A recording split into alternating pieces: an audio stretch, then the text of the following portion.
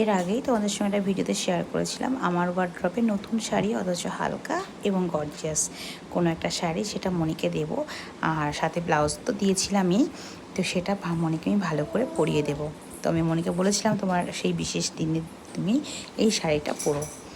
তো আজ সেই বিশেষ দিন, যেটা আমি তোমাদের সঙ্গে পরে আমি শেয়ার করব, অবশ্যই একটা ব্লগ দেব। তো দেখো, সেই দিনে কিন্তু আমি আজকে মনিকে সুন্দর করে সাজিয়ে দিচ্ছি আমার সেই শাড়িটা দিয়ে, আর যে ব্লাউজটা কিনে নিয়ে এসেছিলাম সেই ব্লাউজটা দিয়ে। আমি মনিকে বলেছিলাম যে আজকের এই দিনটাতে তুমি আমার একটা শাড়ি পরো। তো মনি যেহেতু একটু হালকা শাড়ি পছন্দ করে, বেশি ভারী পরতে চায় না, তো আমি বললাম যে আজকে যেহেতু একটা অন্যরকম ডে, তো তুমি একটু স্পেশাল, মানে একটু ভালো শাড়ি অথচ একটু গর্জিয়াস হবে সেরকম কোনো শাড়ি পরো, তোরা দেখতে ভালো লাগবে। তাই আমার ওয়ার্ড্রপ থেকে এই অর্গানজা শাড়িটা মনিকে দিয়েছিলাম পরতে। কটনের শাড়ি ছিল অনেকই, কিন্তু সেই শাড়িগুলো বেশিরভাগই সব পুরনো ছিল, সেজন্য আমিও চেয়েছিলাম যে একটা নতুন কোনো শাড়ি দিই। যাই হোক, আজকে আমি সুন্দর করে দেখো মনিকে কিন্তু নিজে হাতে করে সুন্দর করে সাজিয়ে দিচ্ছি।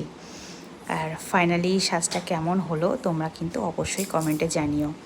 মনি একদম রেডি অফিসে যাওয়ার জন্য, আর কেমন লাগছে অবশ্যই কিন্তু জানিও।